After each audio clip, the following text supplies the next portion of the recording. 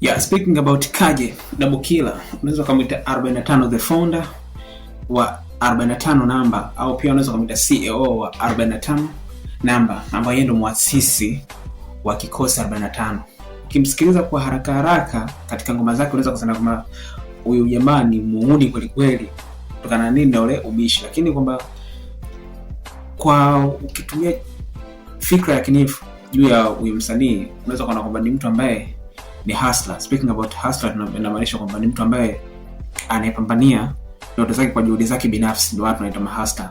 Kuna ngoma yake moja inaitwa Future, naiona Future ambayo ndio ngoma ambayo naona imekiki zaidi kila kwenye bajaji, kwenye pikipiki, kuna magari ambayo unakuta watu wengi wanaiplay. Ni ngoma ambayo fulani ambayo ukisikiza imekakibishi sana, lakini ukiangalia maneno au mazungumzo au zile lyrics ambazo zipo ndani ya ile ngoma ni unakuja kupata kuona kwamba Kaje sawa ule ubishi upo, lakini kuna baadhi ya vitu ambavyo anavizungumza vipo.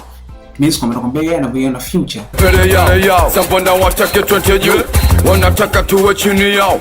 Nia yao washamba kutuharibia. Hata nikinywa maji anasema na kunywa bia. Alafu anakuambia kwamba kuna baadhi ya watu unaweza kusema ni masnitch au ni watu ambao ni wasiopenda maendeleo yako, au ni watu ambao wapo against na wewe, wanaokuanzia mabaya katika kila engo, ambao wao hata kama ukiwa unafanya kitu gani kizuri kwa wao wanatafsiri kwamba ni kibaya. Ukisikiliza vizuri ngoma ya Neo Future unasema kwamba hata kama ukinywa maji basi wao wanachukulia kama vile unakunywa pombe au unakunywa bia, yani ili mradi tu basi watu wanakuwa wapo against na wewe. Ukiachana na ngoma hiyo, pia nimepata bahati kusikiza EP yake.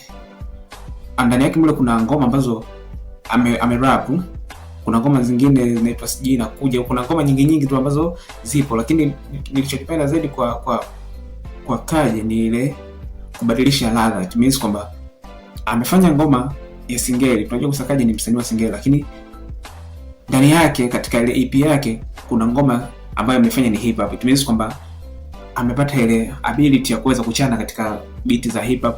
Kwa hiyo nilichokuja kuona kwamba ukiachana na muziki wa singeli ambao Kaje anaofanya, lakini pia ni rapper mzuri, ana uwezo wa kurap na kutembea katika beat ya hip hop.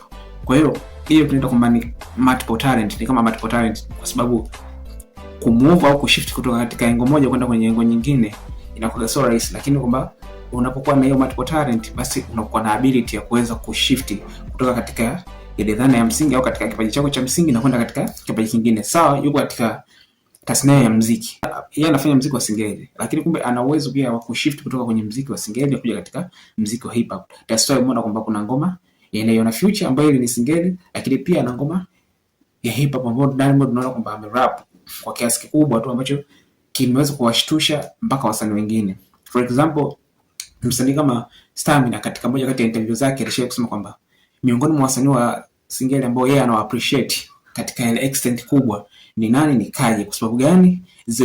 Jinsi alivyokuwa anakaubishi fulani kile katika kufanya hustling zake, pia katika baadhi ya wasanii wa singeli yeye ambao anawakubali hadi akafika hatua ya kusema kwamba one day ana wish aje kufanya naye collaboration, kwamba even Stamina pia yeye mwenyewe ameona kwamba talent ya Kaje ni kubwa.